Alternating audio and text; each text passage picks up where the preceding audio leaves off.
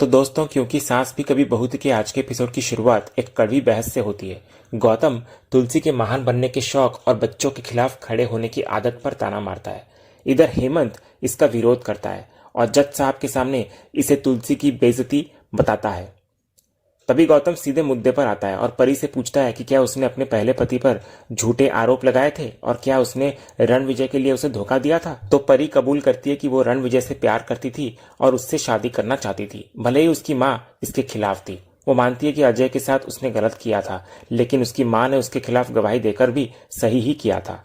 तभी गौतम इस बात को पकड़ लेता है और पूछता है कि क्या उसे नहीं लगता कि आज भी वो वही गलती दोहरा रही है और दूसरे पति पर भी झूठा इल्जाम लगा रही है। तो इस पर इधर हेमंत इसका कड़ा विरोध करता है कि दो अलग अलग घटनाओं को जोड़ा जा रहा है जिनका आपस में कोई लेना देना नहीं है। लेकिन गौतम तर्क देता है कि करने वाला इंसान तो एक ही है ना, और वो है परी, इसलिए उसकी पर्सनैलिटी और कैरेक्टर का सवाल उठता है। तभी हेमंत भी पलटवार करता है कि सवाल परी के नहीं बल्कि रणविजय के कैरेक्टर का है, जिस पर घरेलू हिंसा का आरोप है। तभी गौतम इधर दावा करता है कि वो कोर्ट में साबित कर देगा कि यह केस झूठा है। तो इस पर हेमंत ऐतराज जताने लगता है और दोनों वकीलों के बीच तीखी बहस हो जाती है। तभी जज बीच बचाव करती हैं और अगली तारीख देकर कार्यवाही स्थगित कर देती है।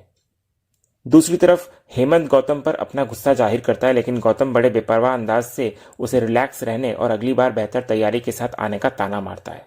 फिर गौतम तुलसी की तरफ देखे बिना वहां से चला जाता है, जबकि तुलसी अपने बेटे की इस बेरुखी से आहत हो जाती है और पुरानी यादों में दोबारा खो जाती है। दूसरे सीन में कोर्ट के बाहर मिहिर और हेमंत गौतम के अजीब व्यवहार पर चर्चा करते हैं। इधर मिहिर परेशान होता है कि गौतम अपनी ही बहन के खिलाफ और रणविजय जैसे हैवान के पक्ष में कैसे खड़ा हो सकता है। इधर हेमंत एक कड़वा सच बोलता है कि गौतम ये केस परी के खिलाफ नहीं बल्कि मिहिर और तुलसी भाभी के खिलाफ लड़ रहा है। तो ये बात सुनकर शोभा भी हैरान हो जाती है कि उसका बड़ा भाई अपने ही माँ बाप से किस बात का बदला ले रहा है। तभी वहीं खड़ी नयना तुलसी को ताना मारते हुए पूछती है कि तुलसी जैसी अच्छी माँ जिसको अपने गोद लिए बेटे करण की पल पल की खबर रहती है, उसे अपने सगे और पहले बेटे गौतम के भारत लौटने का पता कैसे नहीं चला। तो मिहिर नयना को टोकता है, लेकिन नयना अपनी बात पर अड़ी रहती है। वो हैरान होती है कि पिछले 6 सालों में गौतम हर पारिवारिक समारोह से दूर रहा, लेकिन आज अचानक कोर्ट में अपने माँ बाप के खिलाफ खड़ा हो गया। इसके बाद नयना हेमंत से भी सवाल करती है कि क्या उसे गौतम के लौटने की भनक नहीं लगी, जबकि वे दोनों एक ही पेशे में हैं। तो इस पर हेमंत बताने लगता है कि उसे पता था कि गौतम विदेश में सेटल्ड है और उसे लगा था कि वो किसी केस के सिलसिले में मुंबई आया होगा और चला गया होगा। फिर हेमंत खुलासा करता है कि उसने बैंगलोर में अपने कलीग से बात की तो पता चला कि गौतम पिछले 3 सालों से वहीं पर लॉ प्रैक्टिस कर रहा है। हेमंत ने उसको हजारों बार फोन किया, लेकिन गौतम ने कभी जवाब नहीं दिया, जिससे उसे लगा कि वो अपनी जिंदगी में बिजी होगा। इसके बाद नयना तुलसी के ढेर सारे बच्चे होने पर तंज कसती है। वो कहती है कि तुलसी अकेली ऐसी औरत है जिसके पास क्रिकेट टीम से भी ज्यादा बच्चे हैं। नयना कटाक्ष करती है कि शायद इसी भीड़ की वजह से तुलसी के लिए हर बच्चे की खबर रखना मुश्किल हो गया है। वो तुलसी को मदर इंडिया कहकर चिढ़ाती है और एक कड़वा वार करती है कि उसने ये भी सुना है कि तुलसी ने अपने एक बच्चे को खुद अपने हाथों से खत्म कर दिया था। तो इस पर तुलसी नयना को शांत करते हुए करारा जवाब देती हुई नजर आती है। वो कहती है कि नयना ने मौका तो अच्छा चुना ये बात कहने की, लेकिन जगह गलत चुनी। वो कहती है कि वे यहाँ पर ये चर्चा करने नहीं आए हैं कि तुलसी कितनी खराब माँ है, या वो मदर इंडिया है या मर्डर इंडिया है, बल्कि उनका मकसद सिर्फ परी को इंसाफ दिलाना है। फिर तुलसी गर्व से कहती है कि उसके सारे बच्चे चाहे वो जन्म दिए हों या पाले हुए हों, उसका आशीर्वाद है और ये वही समझ सकता है जिसे माँ बनने का सुख मिला हो। इसके बाद नयना फिर से उकसाती है तुलसी को कि तुलसी का एक भी बच्चा उसको चैन से जीने नहीं देता, और फिर वो गलती से अंश शब्द का इस्तेमाल कर देती है। तो तुलसी भावुक होकर कहती है कि अंश सही शब्द है। वो मानती है कि लोगों ने नयना को बताया होगा कि उसने अंश को गोली मारी थी, लेकिन किसी ने ये नहीं बताया होगा कि वो उससे कितना प्यार करती है। फिर तुलसी बहस को खत्म करती है और कहती है कि अगर वो नयना से उलझती रहेगी तो केस नहीं सुलझा पाएगी। इतना कहकर वो हेमंत के साथ बात करने वहां से चली जाती है। अगले सीन में तुलसी हेमंत के साथ एक गुप्त योजना बना रही होती है। वो हेमंत को कुछ खास निर्देश देती है जिसको हेमंत बिना किसी झिझक के मानने को तैयार हो जाता है। फिर हेमंत पूछता है कि तुलसी भाभी करने क्या वाली है, तो तुलसी कहती है कि वो अब वही करने जा रही है जो उसको बहुत पहले कर लेना चाहिए था। इधर हेमंत वादा करता है कि वो सारी डिटेल्स निकलवा कर तुलसी को फोन करेगा। अगले ही सीन में हेमंत के दिए पते पर तुलसी एक मकान के बाहर पहुंचती है और डोरबेल बजाती है। तभी वहां से गुजर रहा एक आदमी जो कि पड़ोसी होता है बताने लगता है कि घर पर कोई नहीं है। तभी तुलसी पुष्टि करती है कि क्या ये गौतम वीरानी का ही घर है, तो वो आदमी हाँ कहता है, लेकिन वो आदमी कहता है कि गौतम अक्सर शहर से बाहर रहते हैं और घर पर ताला लगा रहता है। तो तुलसी ताला देखकर हैरान होती है क्योंकि उसने आज ही गौतम को कोर्ट में देखा था। इसके बाद पड़ोसी बताने लगता है कि गौतम अपना ज्यादा काम बेंगलोर से करते हैं, इसलिए यहाँ कम ही आते हैं। तो तुलसी एक पर्ची पर अपना नाम और नंबर लिखकर उस आदमी को देती है और विनती करती है कि जब भी गौतम आए उन्हें यह नोट दे दिया जाए। इतना कहकर तुलसी चली जाती है और तुलसी के जाने के बाद एक बड़ा ट्विस्ट आता है। वही पड़ोसी अपनी जेब से चाबी निकालकर ताला को खोलता है। इधर दरवाजे खोलने पर अंदर अंधेरे में गौतम बैठा होता है।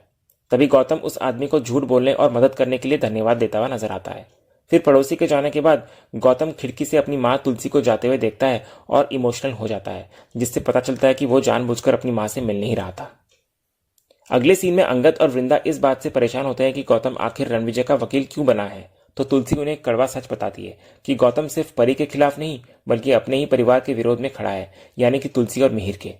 ये बात तुलसी को अंदर तक तोड़ देती है। वो सोचने पर मजबूर हो जाती है कि शायद उसकी परवरिश में ही कोई कमी रह गई होगी, जिससे आज उसका अपना बेटा उसके सामने विरोधी बनकर खड़ा है। इसके बाद वृंदा तुलसी को समझा रही होती है कि अपनी ही औलाद का खिलाफ हो जाना सहना बहुत मुश्किल है।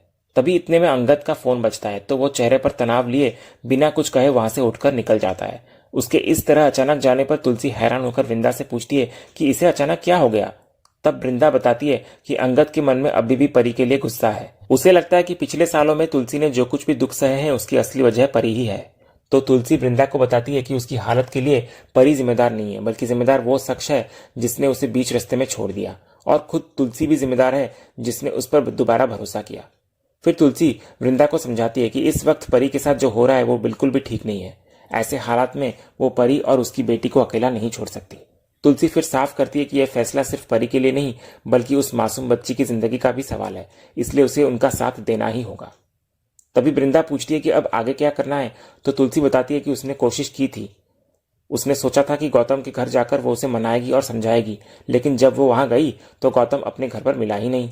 तो वृंदा की चिंता पर कि अब बात कैसे आगे होगी, तो तुलसी कहती है कि अब मुलाकात कोर्ट में होगी। वो तय करती है कि कल वो कोर्ट में कोशिश करेगी कि उसकी बात सामने खड़े वकील से नहीं बल्कि उसके अपने बेटे से हो सके। अगली सुबह कोर्ट में जैसे ही गौतम आता है, तुलसी उसके सामने आ जाती है। उसे देखते ही तुलसी के मन में दबे सारे सवाल बाहर आ जाते हैं। वो उससे पूछने लग जाती है कि वो कैसा है, वो भारत कब लौटा और मुंबई में कब से है। फिर तुलसी उसको याद दिलाती है कि घर में कितने त्योहार, शादियां और उत्सव हुए, लेकिन उसने एक बार भी बात नहीं की। वो बताती है कि घर छोड़ने के बाद उसने किसी को नहीं बताया कि वो कहाँ है, लेकिन वो गौतम को लगातार फोन करती रही। उसे बस ये उम्मीद थी कि कभी तो बात होगी, कभी तो वो पूछ पाएगी कि वो किस हाल में है, या बस उसकी आवाज सुन लेगी। फिर वो अंत में उससे यही पूछती है कि उसने उसका फोन एक बार भी क्यों नहीं उठाया। तो इधर तुलसी के सवालों का जवाब देने के बजाय गौतम एक नाटक शुरू कर देता है। वो अपने कान में लगे ब्लूटूथ की ओर इशारा करते हुए जताने लगता है कि वो फोन पर व्यस्त है। वो अपने किसी जूनियर से बात करने का ढोंग करता है, लेकिन वो जो कुछ भी बोल रहा होता है वो सब तुलसी को देखते हुए बोलता है। वो जानबूझकर सुनाता है कि उसे केस की तैयारी पूरी रखनी है, क्योंकि इस बार उसकी टक्कर उसके चाचू से है। इधर कॉल खत्म होने का नाटक करने के बाद गौतम तुलसी से बात करता है। वो बड़े घमंड से कहता है कि वो अपने काम में बहुत पक्का है। उसका मकसद सिर्फ और सिर्फ जीतना है, क्योंकि उसके परिवार ने उसे कभी हारना सिखाया ही नहीं। इतना कहकर जब गौतम वहां से जाने लगता है तो तुलसी उसको रोककर बड़े प्यार से पूछती है कि उसकी बहू और बच्चे कैसे हैं। इस पर गौतम बहुत ही टेढ़ा और चुभने वाला जवाब देता है। वो कहता है कि अगर एक माँ को अपने बेटे के परिवार की खबर नहीं है और उसे ये सवाल पूछना पड़ रहा है, तो उसका यह अनजानापन ही उसके सवाल का असली जवाब है। उसका इशारा साफ होता है कि रिश्ते अब इतने दूर हो चुके हैं कि यह सवाल बेमतलब है। इसके बाद तुलसी उसकी बातों से परेशान होकर कहती है कि उसे समझ नहीं आ रहा कि वो अपनी ही बहन को इंसाफ दिलाने के बजाय उसके खिलाफ क्यों खड़ा है। तो गौतम बड़ी आसानी से जवाब देता हुआ नजर आता है कि ये केस जीतना उसके लिए बेहद आसान है, क्योंकि उसके पास पक्के सबूत है। वो आगे कहता है कि उसके पास परी के पुराने मैसेजेस हैं जो उसने अपनी पहली शादी के दौरान अपने बॉयफ्रेंड को भेजे थे। गौतम धमकी देता है कि वो कोर्ट में साबित कर देगा कि परी ने अपने पहले पति को धोखा दिया था और उस पर झूठे आरोप लगाए थे। इसके बाद गौतम अपनी योजना आगे बताता हुआ नजर आता है। वो कहता है कि धोखा साबित होने के बाद तुलसी को अपने दामाद को भाई हर्जाना भी देना पड़ेगा, और वो भी कंपनी के शेयर्स के रूप में, क्योंकि उसने कंपनी के लिए बहुत काम किया है। इसके बाद जब तुलसी हैरान होकर पूछती है कि आखिर उसे हो क्या गया है, तो गौतम के मन की कड़वाहट बाहर आती है। वो साफ कह देता है कि उसे अपना हिस्सा नहीं मिला, इसलिए अब वो रणविजय को उसका हक जरूर दिलवाएगा। फिर वो कहता है कि वो आज कोर्ट में बहस करने के लिए बहुत उत्साहित है, क्योंकि उसे अपनी जीत पक्की लग रही है। इतना कहकर गौतम वहां से अकड़ में निकल जाता है और इधर अपने ही बेटे के मुंह से ऐसी कड़वी बातें और अपने ही परिवार के खिलाफ ऐसी साजिश सुनकर तुलसी का दिल बुरी तरह टूट जाता है। और इसी सीन के साथ ही आज का ये एपिसोड यहीं खत्म होता है। तो दोस्तों, आज का ये वीडियो आपको कैसा लगा कमेंट के माध्यम से हमको जरूर कहिएगा और कमेंट में हाइप करना भी मत भूलिएगा और वीडियो को लाइक शेयर सब्सक्राइब करना भी मत भूलिएगा ताकि ऐसे ही रोज लेटेस्ट एपिसोड के अपडेट्स आप हमारे इस चैनल पर पा सकें। तो मिलते हैं हम एक नया एपिसोड के रिव्यू में, तब तक के लिए नमस्कार।